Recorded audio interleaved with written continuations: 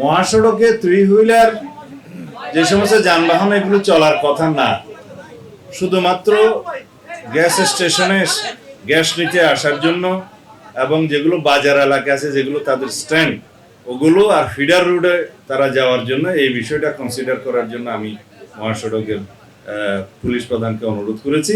এগুলো আমরা একটা শৃঙ্খলা নিয়ে আসো, তবে কোনো অবস্থাতে মহাসড়কে নন মোটরাইজড এনি ভেহিক্যাল অথবা থ্রি হুইলারগুলো মহাসড়কে চলতে দেয়া ঠিক নয়, সেটা আমরা মেনটেন করব।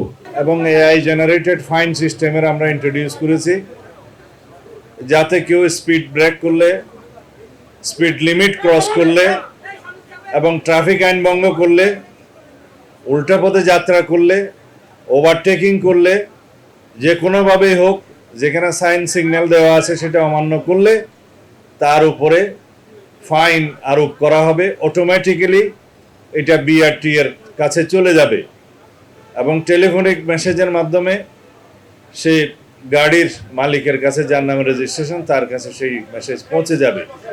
ইচ্ছা করলে মোবাইল সিস্টেমে, মনিটারি মোবাইল ফিনান্সিয়াল সিস্টেমের মাধ্যমে গাড়ির মালিক সেই ফাইন আদায় করতে পারবেন।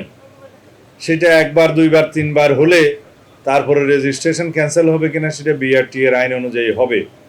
আমরা আশা করি এই বিষয়ে জনসচেতনতা আরও বেশি বৃদ্ধির লক্ষ্যে হাইওয়ে পুলিশ এবং বাংলাদেশ পুলিশ পত্রিকার মাধ্যমে, সোশ্যাল সামাজিক যোগাযোগ মিডিয়াতে এবং বিভিন্ন মাধ্যমে সেটা আরও বেশি প্রচারণা দেবেন, যাতে জনগণ জানতে পারে, সচেতন হয়।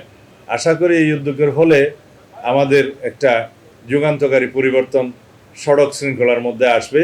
এ বিষয়ে সহযোগিতা করার জন্য বাংলাদেশ সড়ক পরিবহন শ্রমিক ফেডারেশনের সভাপতি হিসেবে জনাব শিমুল বিশ্বাস এমপি আছেন, এখানকার লোকাল এমপি আছেন আমাদের মান্নান সাহেব, হাইওয়ে পুলিশের সমস্ত কর্মকর্তারা আছেন, হাইওয়ে পুলিশের যিনি প্রধান এডিশনাল আইজি ফারুক সাহেব আছেন, আইজি সাহেব আছেন। আপনারা সবাই জনসচেতনতা সৃষ্টির লক্ষ্যে, হাইওয়ে শৃঙ্খলা ফিরিয়ে আনার লক্ষ্যে আপনারা যথেষ্ট প্রচারণা দিবেন এবং এই কার্যক্রম এই মুহূর্ত থেকে শুরু হলো। মালিক ফেডারেশনের সভাপতি আছে, সেক্রেটারি আছে, দুঃখিত আমি বেশি দূরে দাঁড়াতে খেয়াল করি। আচ্ছা, আপনারা মালিক, শ্রমিক ফেডারেশন এবং পুলিশ সম্মিলিতভাবে এই প্রচেষ্টাকে সফল করতে হবে। ধন্যবাদ আপনাদের।